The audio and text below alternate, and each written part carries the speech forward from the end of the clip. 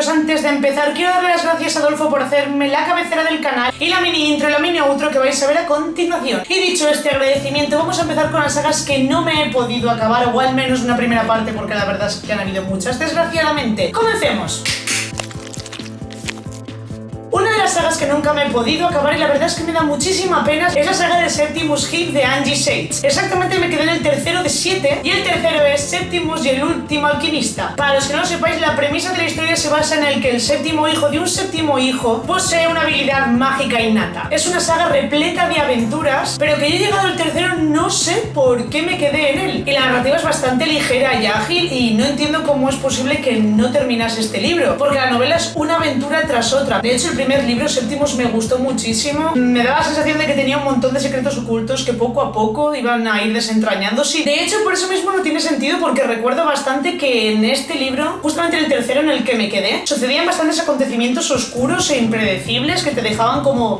Además, en sí la ambientación del mundo me gustaba mucho y los personajes eran bastante entrañables y empatizabas muy rápido con ellos. De hecho, la familia Heap, la familia de Septimus, me flipaba. Eran personajes muy extravagantes, cada uno con una personalidad bastante marcada que destacaba en la historia y que formaba un engranaje de un gran reloj. Y no sé si es que coincidió con una época en la que estaba devorando tantos libros y tantos géneros que, digamos, me agoté de leer tanto seguido Septimus, pero...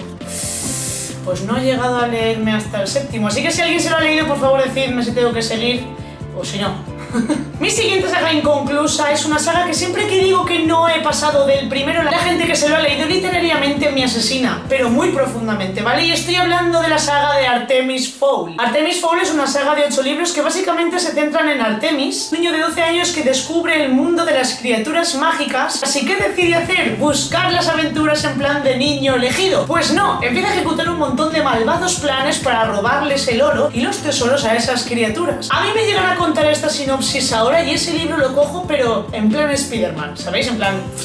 Pero resulta que no se queda ahí, sino que Artemis es que es un niño muy egocéntrico. Es bastante peculiar en ese aspecto, porque no es el típico protagonista tímido que quiere vivir muchas aventuras, que se descubre mundos mágicos, los quiere vivir como el protagonista de una novela. Artemis no, Artemis es malvado, es megalómano. Y yo creo que por eso mismo, en una etapa de mi adolescencia, que no tiene nada que ver con que sea adolescente, pero yo creo que aquí sí, en una etapa en la que yo empatizaba mucho con los típicos héroes y heroínas que buscaban las aventuras porque era lo mismo que yo quería hacer cuando leía, Artemis me sacó muchísimo de plano. No entendía cómo yo, teniendo la edad que tenía, en ese momento creo que tenía unos 14 cuando lo leí, cómo era posible que Artemis, un niño de 12, fuese tan malo. No podía empatizar con un personaje que se centraba tanto en sí mismo y le importaba un comino el resto de personajes. Yo creo que esa típica figura de antihéroe en ese momento no fui capaz de captarla y de integrarla bien en la forma en la que yo concibía los personajes en ese momento en la literatura. Además, el mundo de las criaturas, la estructura de la sociedad en sí, estaba muy bien pensada, muy calculada. Es un libro que yo creo que leí bastante joven, que es más maduro de lo que parece, que tiene personajes muchísimo más intrincados y con muchos más claroscuros de lo que a lo mejor yo podía contemplar con esa edad, la verdad. Y lo cierto es que todo el mundo que ha leído Artemis Fowl me dice que me lo vuelva a leer porque Artemis sería mi novio si existiese en la realidad. Cosa que no sé si es un piropo o no, porque como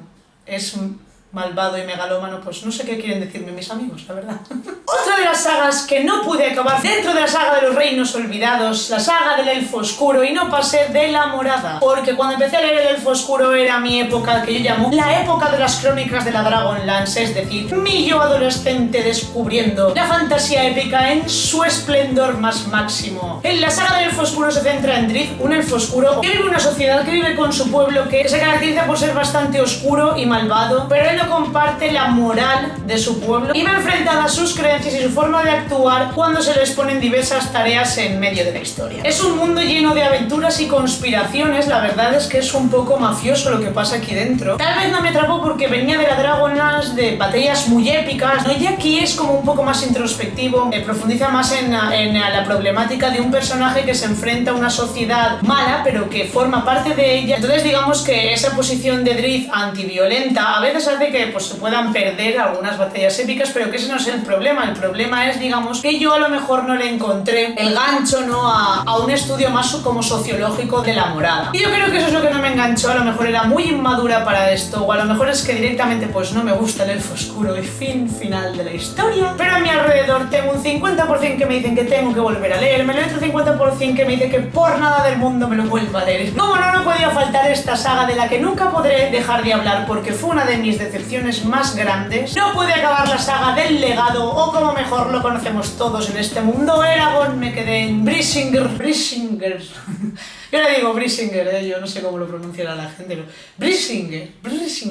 Yo era muy fan de Eragon, supongo que muchos de vosotros lo conoceréis, aunque sea por la película. Eragon es un chaval que vive en un poblado y que es bastante pobre y que un día encuentra un huevo de dragón en el momento en que atacan su poblado, y de ahí se desarrollan un montón de aventuras que son magníficas y fantásticas hasta que se acaba Eldes, porque yo lo siento, pero Brisingr me pareció muy pesado, mucha descripción, era como que aletargaba los acontecimientos porque Christopher Paolini deseaba por encima de todas las cosas ser muy profundo. Me refiero, Eragon y Eldes tienen un ritmo muy marcado, que aunque hayan suspiros en la historia, no dejan las aventuras de correr, de que haya un poco de acción, de que los personajes se desarrollen. Yo no digo que él escriba mal, de hecho no escribe mal. El problema es que yo pienso que a medida que avanzaba pensaba, y como persona madura que soy, tengo que profundizar muchísimo más en el tema, muchísimo más en mis personajes, muchísimo más en las descripciones. La gente se queja de Tolkien porque se supone que describe muchas ramas de árboles. No habéis leído Brisingr. Y de hecho hay una cosa que a medida que avanzaba la saga no me gustaba nada, y era que los cliffhangers sobre los personajes estaban muy forzados, en plan, no, tengo que dar un giro a la trama. ¿Y cómo podría hacerlo? Pues de repente a este personaje lo hago malo, aunque no tenga nada que ver, y empiezo a emparentarlos a todos. Y así como lector te quedas picueto, pero también picueto porque no tiene ningún sentido ni coherencia. Me decepcionó mucho porque a mí me gustaba mucho Eragon. Y para concluir este vídeo voy a hablar de la última saga que no concluí en su momento y que ya he hablado también alguna vez de ella, y es la saga del Ejército Negro de Santiago García Clairac, y yo me quedé en el segundo, en el Reino de la Oscuridad. Nos centramos en Arturo, un chico que tiene una A como tatuada en la cara y se le aparecen letras por el cuerpo como si estuviesen tatuadas, y él tiene sueños sobre él en un mundo medieval. Lo cogí con muchas ganas y lo cierto es que lo devoré bastante rápido, pero ya empezaba a notar que la historia a veces se quedaba un poco, para mí, parada, o que relamía mucho, que era muy introductoria en algunos aspectos. Y eso para mí acabó de consolidarse en el segundo. Es una pena porque son tres. El entramado se va haciendo muchísimo más complicado y ahí es donde hay muchísima más expectación respecto a eso, pero no sé qué pasa, es que el segundo como que iba más lento, no sé qué me pasó, la verdad, porque me gustó mucho este libro. También es verdad que de los dos Arturos, el de la realidad, el que se nos presenta, no me caía bien. Y bueno, también tengo una parte de gente que me dice que